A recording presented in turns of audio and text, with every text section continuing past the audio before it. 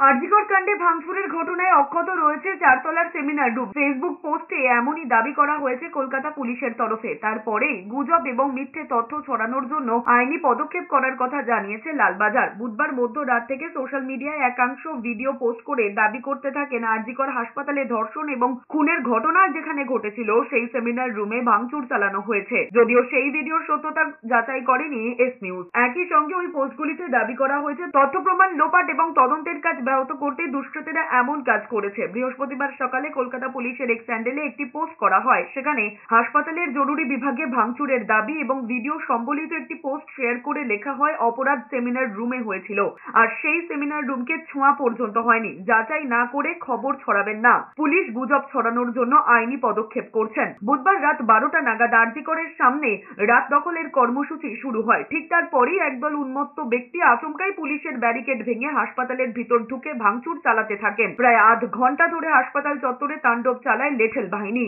পরে ঘণ্টাখানেকের প্রচেষ্টায় পরিস্থিতি নিয়ন্ত্রণে আনে পুলিশ।